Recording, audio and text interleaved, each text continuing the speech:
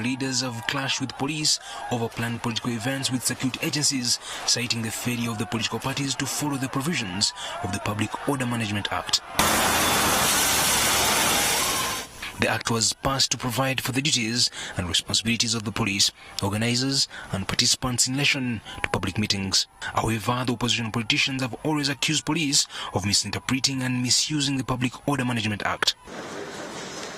Now, after meeting with different stakeholders, political parties under the Interparty Organization for Dialogue have resolved to have the relevant authorities engaged to stop the continued police restriction of opposition meetings. There is already a political roadmap announced by the Electoral Commission, and would like the Ugandans to enjoy participation in this roadmap without harassment.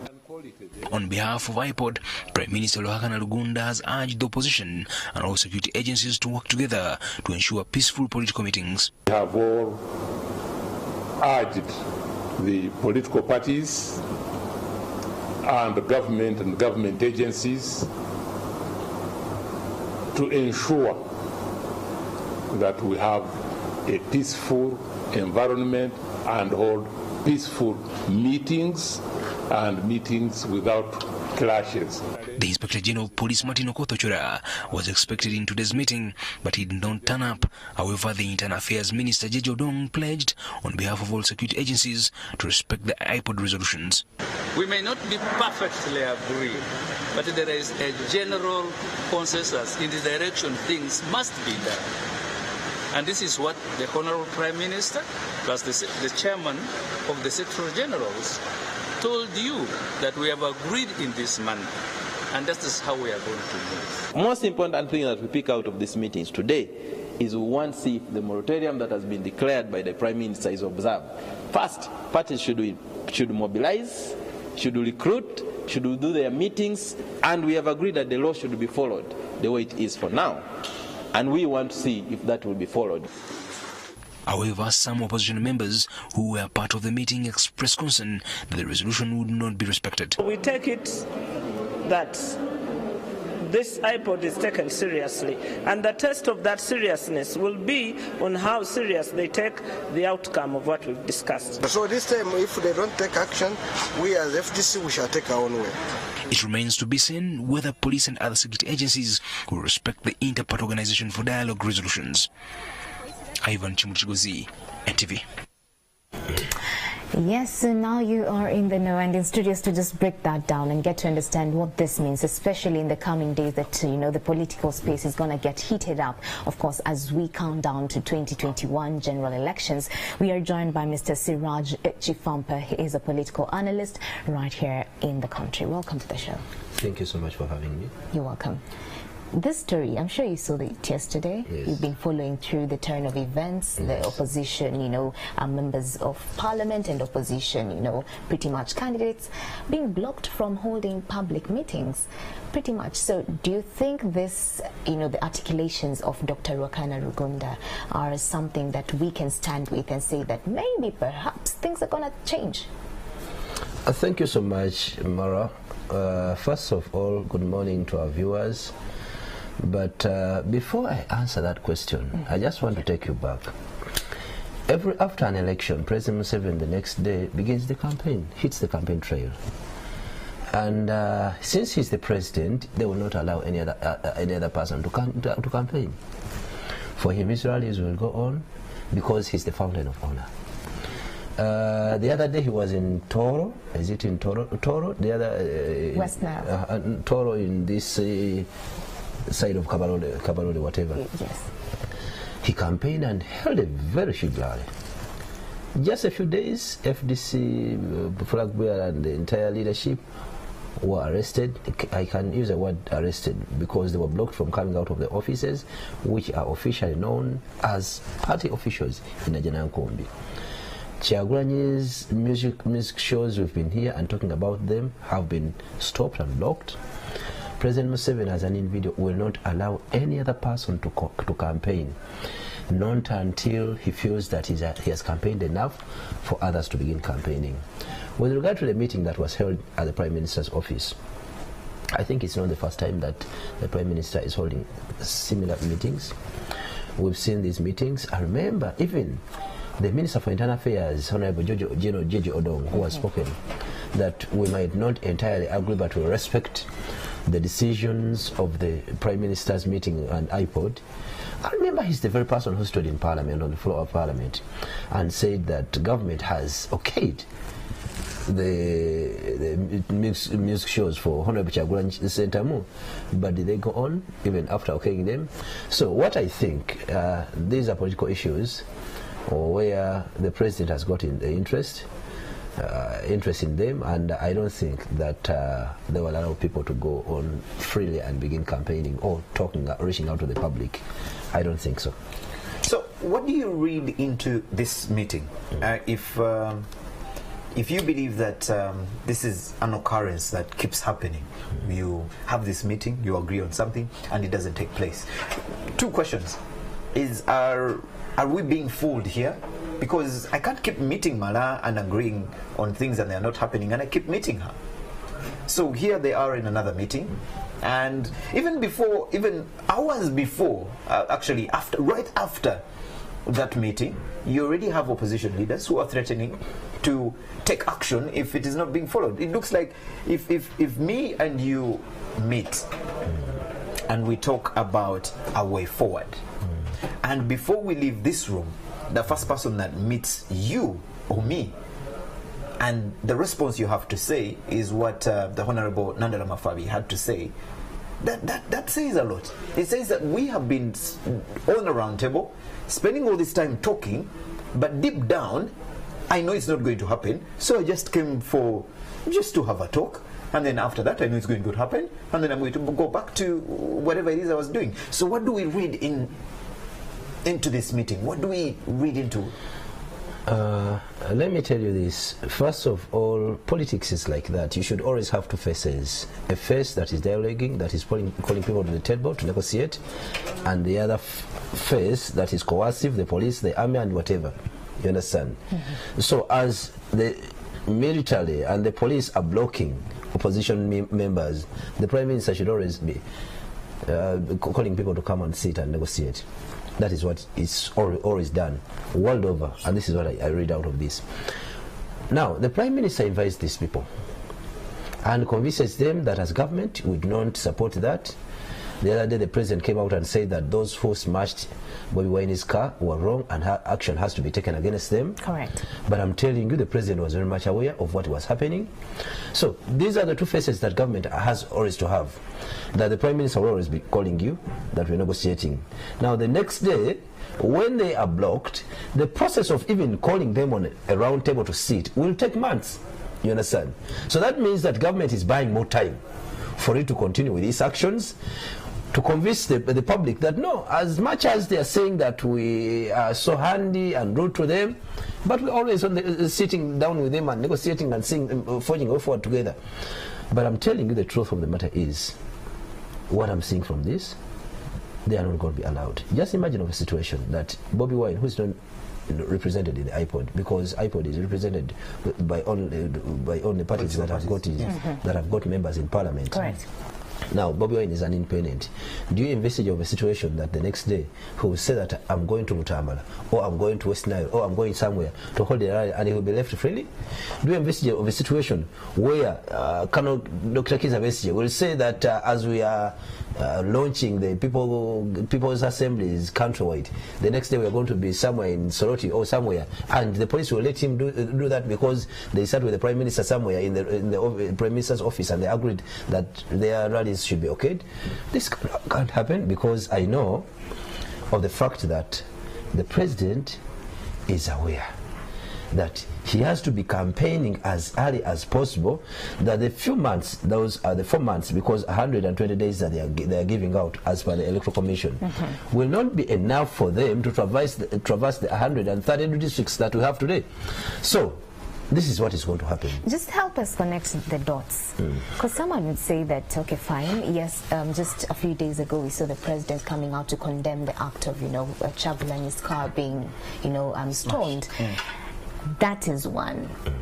Two, someone would say that Dr. Ruakana Rugunda, the Honorable Prime Minister, would not have made such articulations that he made yesterday. Was he not given, clearance by the president? Because his government, pretty much, they are a team. They work together. That's two. Then three, us seeing the IGP, beg your pardon, Mr. Martin Sokoto-Chola, not coming through in this particular meeting. So what are we reading in between the lines? Just help us connect these dots, because someone would say that maybe government is changing its ways. Already we do have the political roadmap by the EC, saying that every single political leader has the leeway, to go out and garner support as much as they can.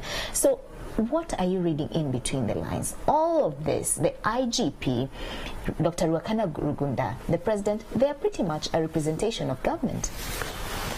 The only word that matters in this entire equation is the word of the president.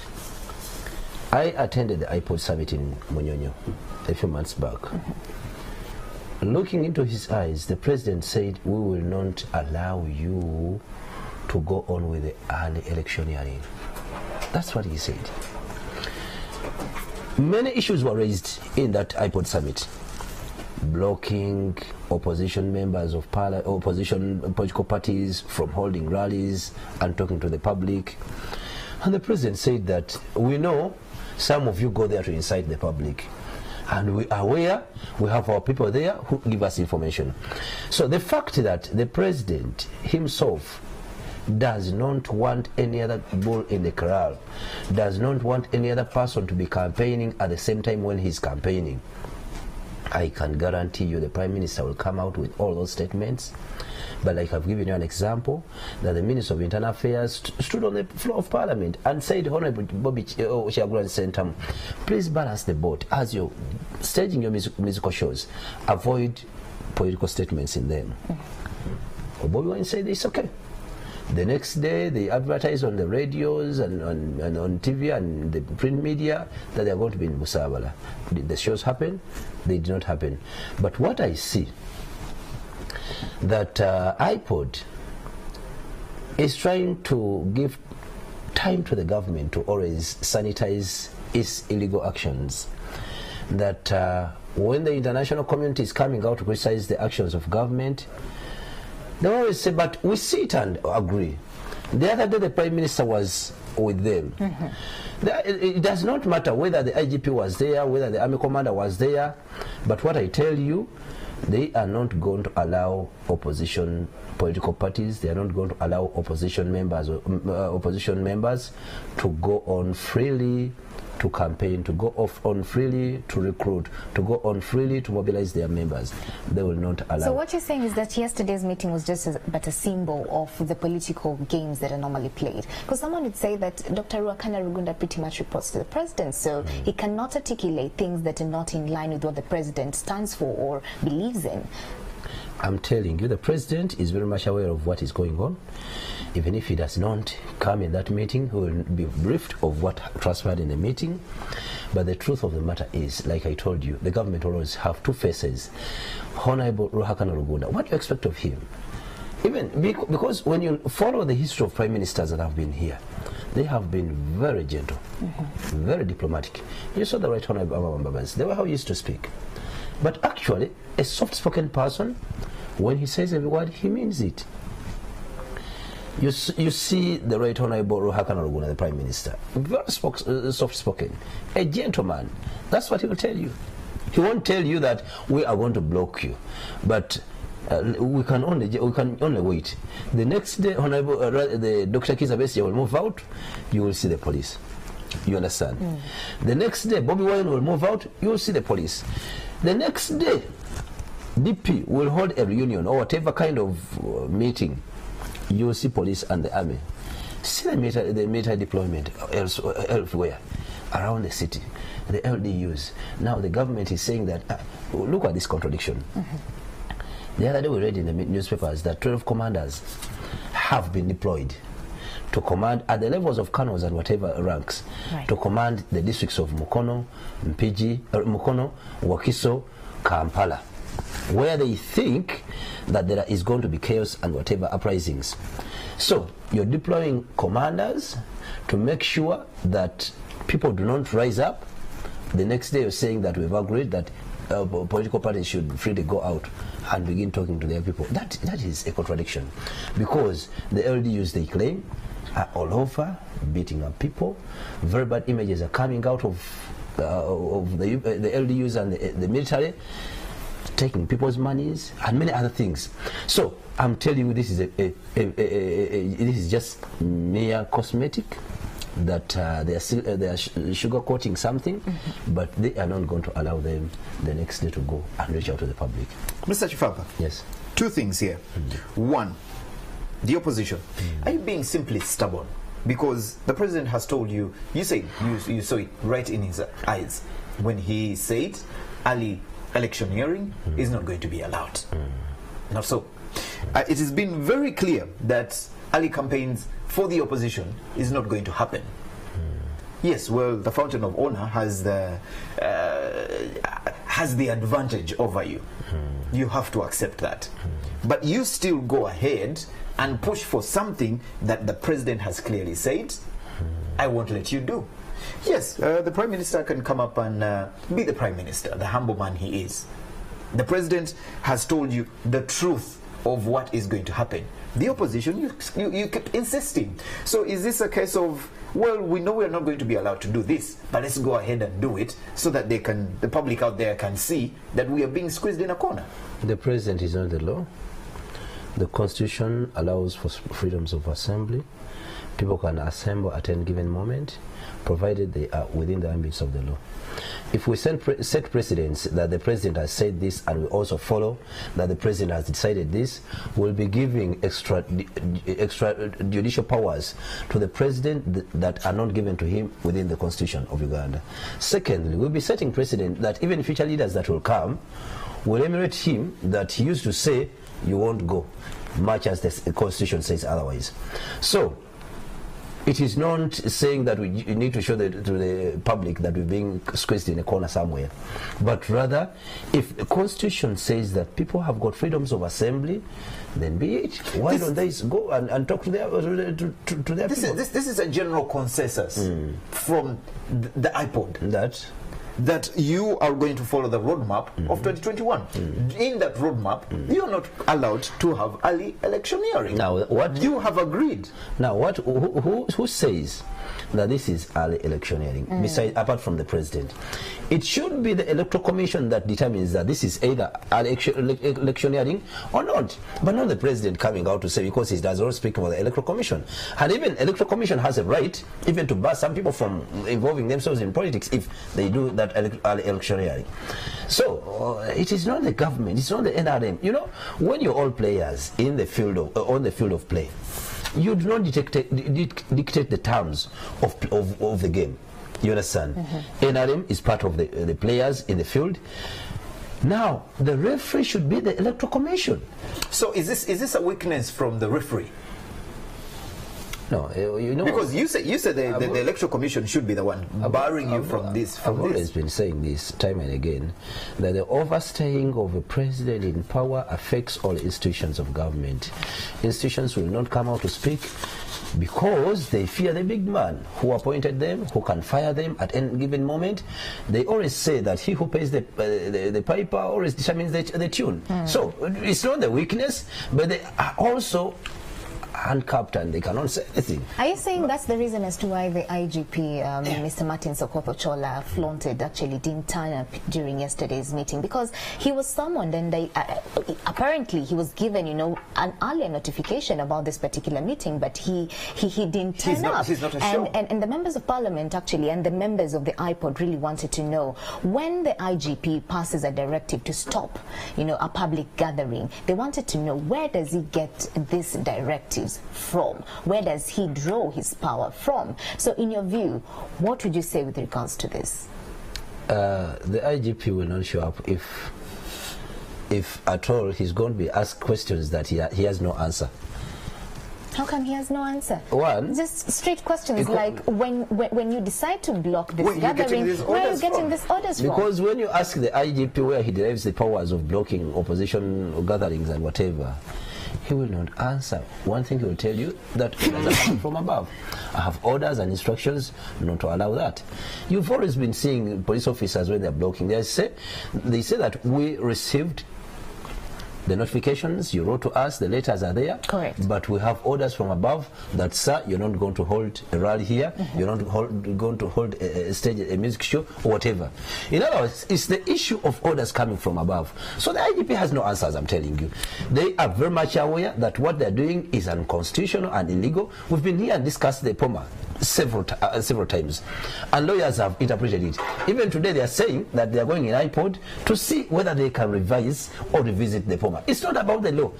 Even if you revise this 100 times, when there is no political will, I'm telling you, people will not be allowed to go. But Mr. Chifapa, as we wrap this up, and I'm just going to have one question here. We have highlighted the weakness of the Electoral Commission. We have highlighted the weakness of the government. Yes? But isn't it time that we highlight the weakness of the opposition as well? Because how do you go and come up with a general consensus, resolutions in a meeting without the implementer? This is the IGP. He's the man that implements. Correct. You go and agree. Why are you agreeing? Why don't you make a big demand that the implementer is part of that meeting before you agree on anything? Now, let me tell you. That is the weakness of the opposition. No, it's not the weakness of the opposition.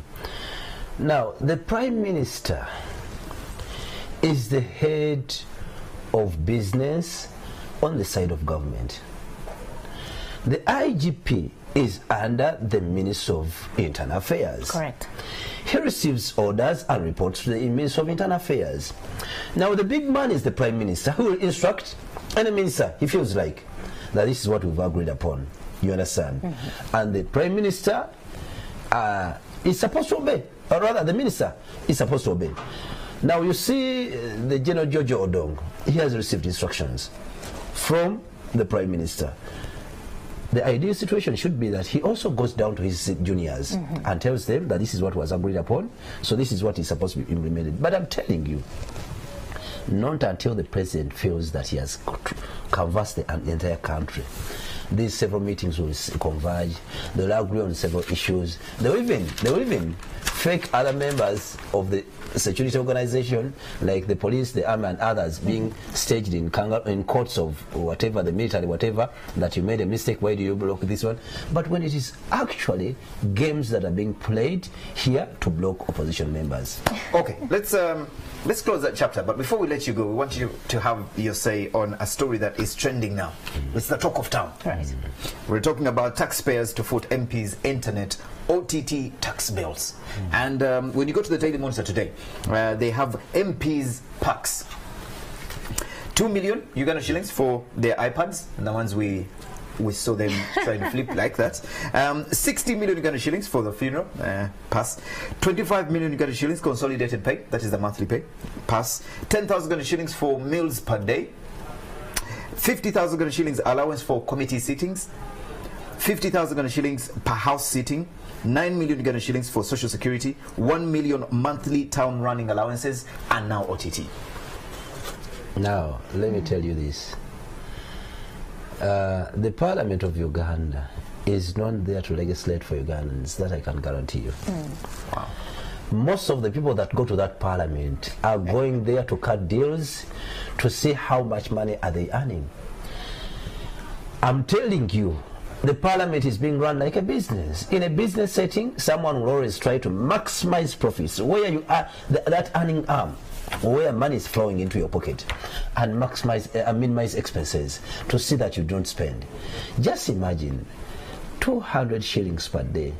An ordinary Ugandan who does not earn that huge salary that you're earning of 25 plus million shillings.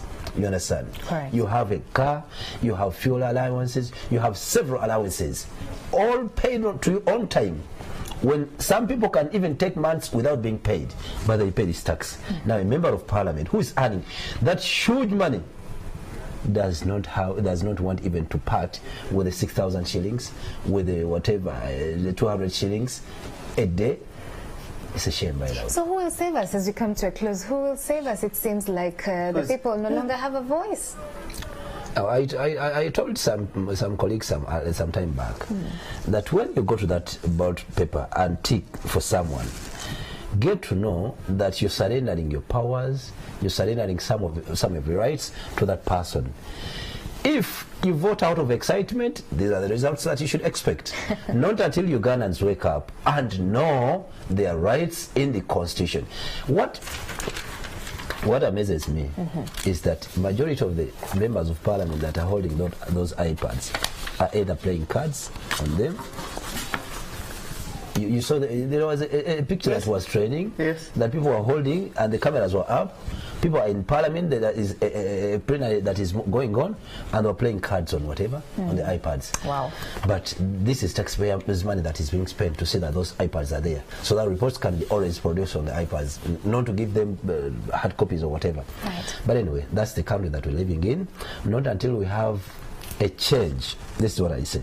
You said who is going to liberate us. Not until we have a change in this government. And a fundamental change, not the one that President Museveni told us about, of mere change of guards, but rather a fundamental change which will look into all things that are pertaining Ugandans. We are still having such issues. Wow, thank you so much, Mr. Siraj Shifampa, for coming in studios, political analyst right here in the country. What are your views? What do you have to say with regards to the turn of events, of course, in the political space? Matters that affect you. Now you're going to be paying OTT for your members of parliament.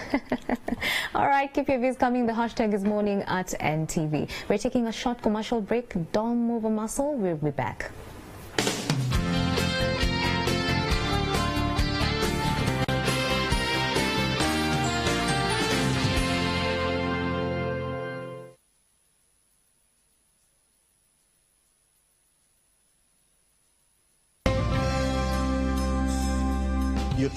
You talk about licensed companies, yet the general feeling, the way it appears in public, is that it's like an unregulated industry.